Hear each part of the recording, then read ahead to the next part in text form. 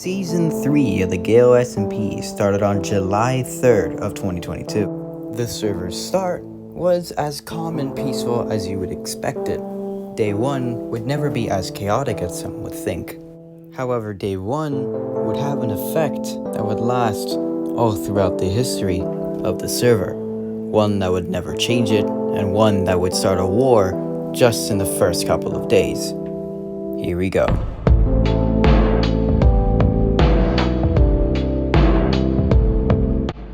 When the server first started, me, Mikkel, Dulles, and Scappa had originally started a team. Also, Tengu, Krolex, Evoker, Mustachio, Drab, and Aiden had also been a team. We regard these teams as Team 1 and Team 2.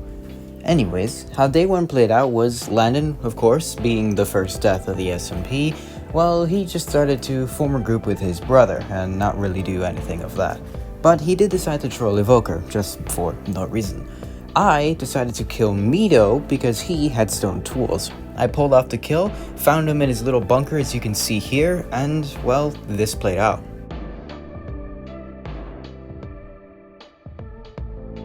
After I got his loot, I used it to give a little bit of it to Mikkel, and we started our journey to go find some loot. Tengu and his team, however, would go out into the mountains and build their own underground base.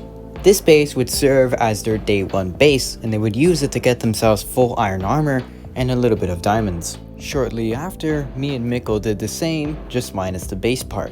We decided to go mining, we found ourselves a juicy super cave, got ourselves full iron, an enchantment table, and started enchanting. Then, we decided to go exploring at spawn to see if we can get some fresh kills and possibly food from other players. At around this time, Tengu and his boys were mining while Evoker was working on the base above. And me and Mikkel were exploring. We actually found their base. Okay, depending on his loot, we'll see if we'll murder him or not. Oh, Mikkel's here, Mikkel's here. Oh, Gale and Mikkel are here. While Evoker had no idea he would get visitors today, he also had no idea that we were about to kindly rob him. I can't log out. Mikkel and Gale are at our base. Oh, they took our blast furnace. It's fine, never mind. But they're taking our beds. I forgot to mention, since Evoker was streaming that day, his coordinates were kinda revealed, and TTV Whale decided to troll him. And let me show you Evoker's reaction. You looked at here. So annoying. Is there a certain Just get out! A hilarious reaction for such a small problem, but this is the end for chapter 1. And now, we get to the next chapter.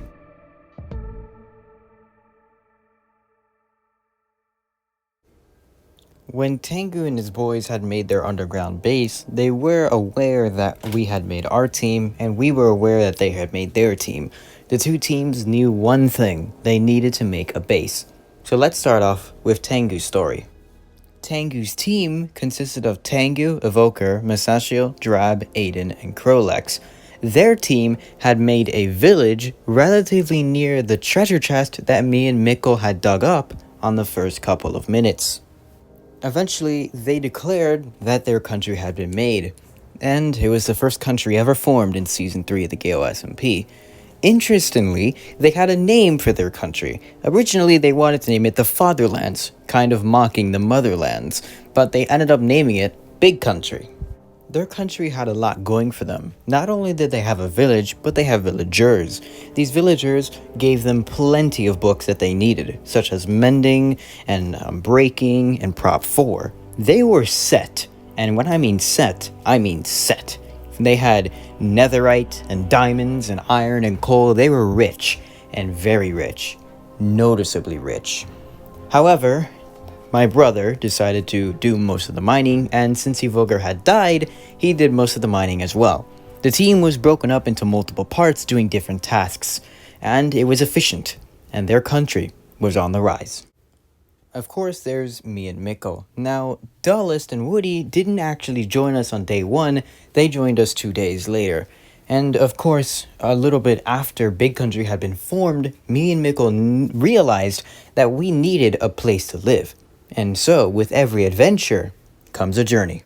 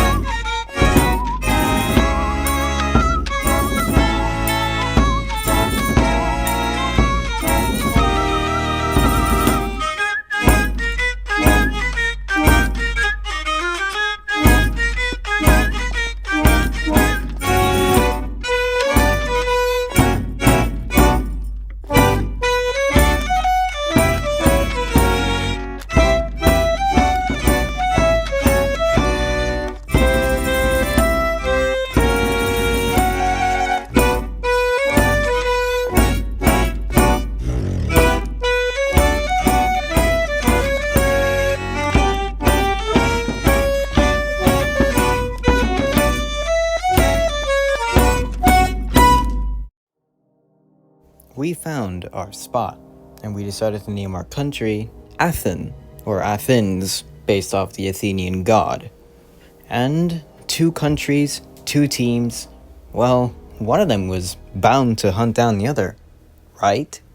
Well, yes. Here's the situation. Athens was basically the same as Big Country, villagers and riches. However, we had super caves under us. We had a deep dark under us and a mine shaft and a decent amount of spawners. Duelist had some really good ideas and we were getting ready to execute them. However, every time we went mining, we barely pulled like half an inventory of riches. We weren't doing great and we needed resources. But Big Country couldn't help but brag how much they had. And eventually, they were doing a raid and getting totems, but we saw Evoker and Tengu dying to Vindicators. Me and Mikkel saw the opportunity, and with all permission, I charged in and led the first raid on Big Country. The raid went as so. I came in with half netherite, half diamond, and a horse named Athena. This horse would dramatically help me. I also came in with a pretty decent bow and a stack of arrows. These arrows would help me take out my brother. My brother was the first to die during the battle. I got his armor, swapped it out for mine because his set was better. However, Aiden, Tengu, and Drab were still there, and I wasn't having a great time. Evoker wasn't there, and my brother had nothing, but Tengu, Aiden, and Drab were messing me up. And in fact, they were messing me up so much that I died during the battle. But I didn't die without going down with a fight. I did manage to burn down their storage and put lava in a house. So I guess it was a win, but they got our loot and we didn't get anything in return. Athens was not doing great now. It wasn't a major win, but Athens had still wished that had never happened. And of course, Big Country was having a time of their lives. They had just defeated Gale in a battle. However, Athens wouldn't just let that get away, Athens didn't want its reputation to be undermined by a simple battle. So Athens declared war.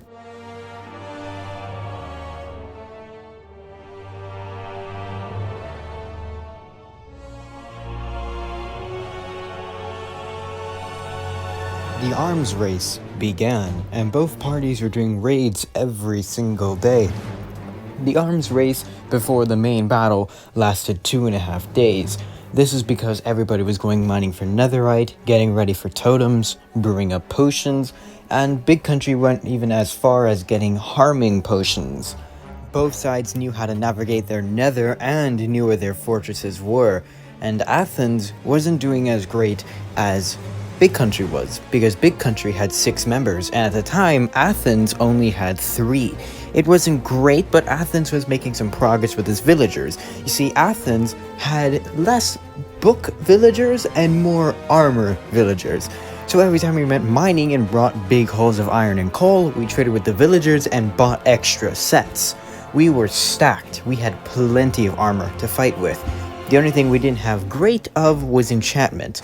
However, we got decent enchantments by using our maxed out enchantment table. Athens was doing, well, okay, but Big Country was doing better. They had maxed out Prop 4, Unbreaking 3, Mending 1, and in some cases, Thorns, Netherite armor. They were to be feared, and Athens didn't know what their situation was, which is why when the battle began, Athens came in quite blind. But Big Country was confident. They knew they were going to win this war. They had that gut feeling that they were going to be victorious, which is why Tengu accepted the war in the first place. During the war, Big Country had a major weakness though. You see, Athens knew Big Country's coordinates, which is how the raid had first began, which started the war. However, Big Country had no idea where Athens was. So at any moment, Athens could just sneak attack, well, Big Country, and Big Country wouldn't expect it at all. In fact, they would never even be ready for it. Not only that, but Big Country had another problem. Traitors. You see, Drab was thinking about switching sides, and Crotex was only there for the money. While it is true that my brother wasn't loyal to Tengu, he did help Tengu, however, raising a dog army for Tengu's side. Another so-called traitor was actually Aiden, who was thinking about joining my side in the middle of the war.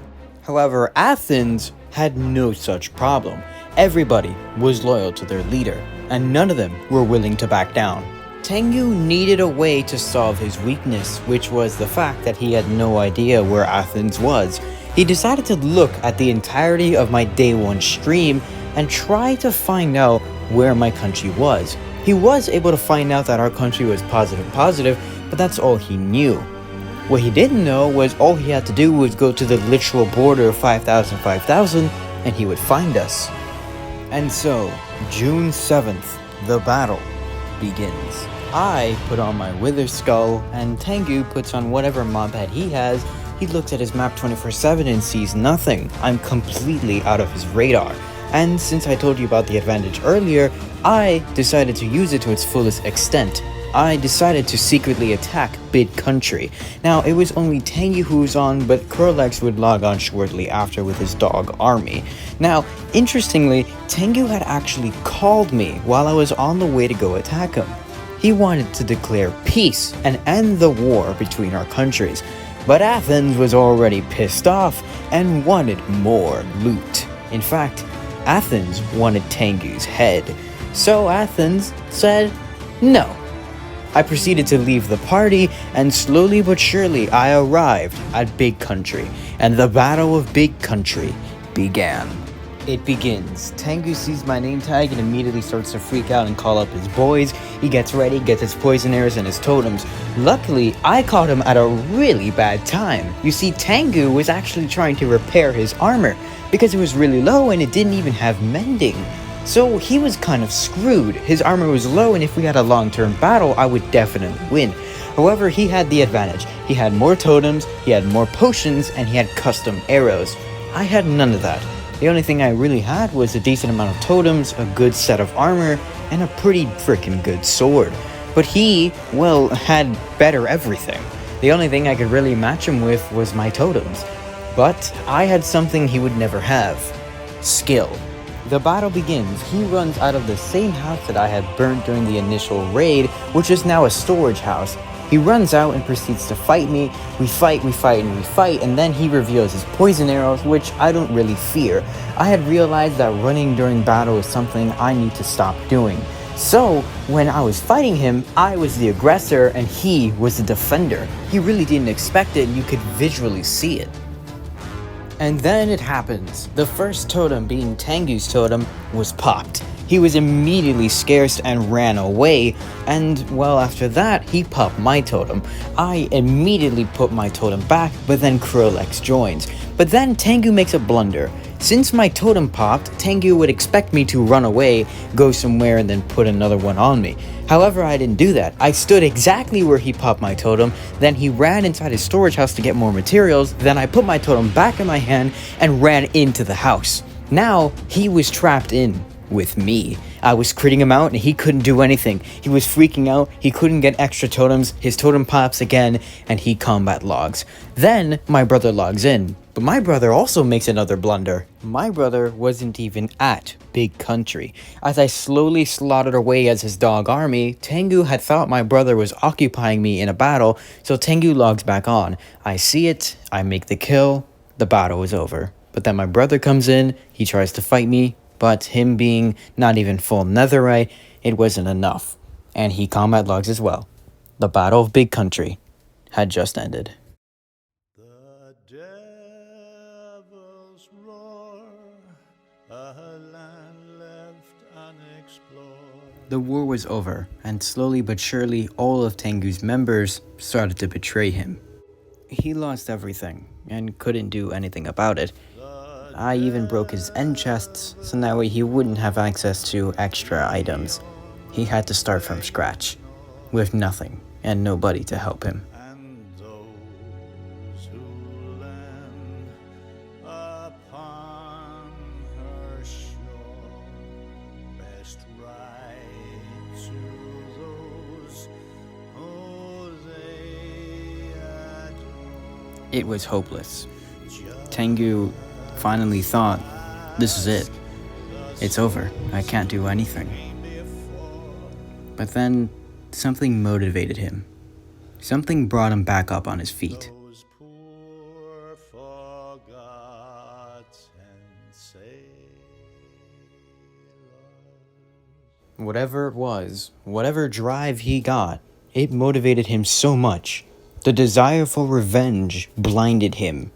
And now, he was ready to do anything he possibly could to watch Athens fall.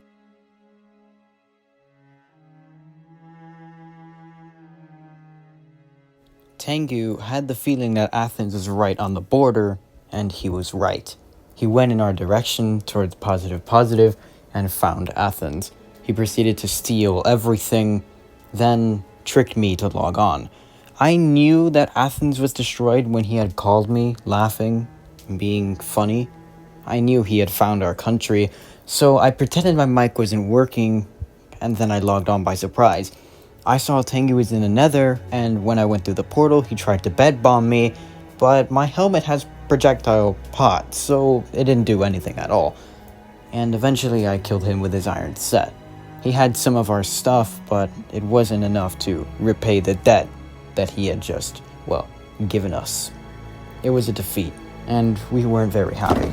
However, it wasn't that bad because we didn't really lose much, but we weren't happy that our country was gone, and since Tengu had found it, it meant the absolute end of Athens, and we could not live there again.